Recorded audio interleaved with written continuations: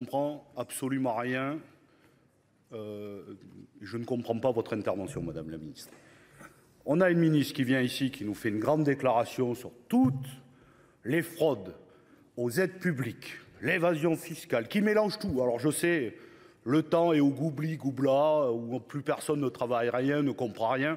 Pardon de vous le dire, une aide publique n'est pas une prestation sociale. Je sais, une prestation sociale, c'est un droit ouvert par des cotisations sociales. Une aide publique, c'est un dispositif fiscal que nous adoptons ici chaque année dans cet hémicycle. Et d'ailleurs, je pense que nous devrions nous interroger à chaque fois de les renouveler et on peut en arrêter et il faudrait juger de leur efficacité. Ceci n'a rien à voir. Pardon de vous le dire.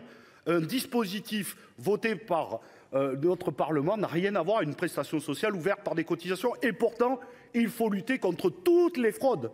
Mais là, si on se concerne sur les fraudes aux aides publiques, il ne faut pas mélanger. On ne parle donc pas de prestations sociales. Et après, on nous dit on a une grande ambition. Mais pardon de vous le dire, il y a 2200 dispositifs qui existent.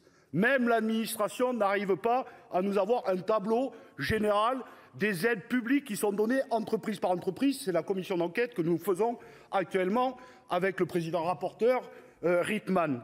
Et puis, pardon, une fois que nous aurons adopté tout cela, il faudra quand même mettre les moyens nécessaires aux administrations centrales de réaliser à minima les contrôles. Et pardon, vous faites partie d'un gouvernement qui, de budget en 8 ans, a raboté les effectifs de la DGFiP, de la DGCCRF, etc., etc.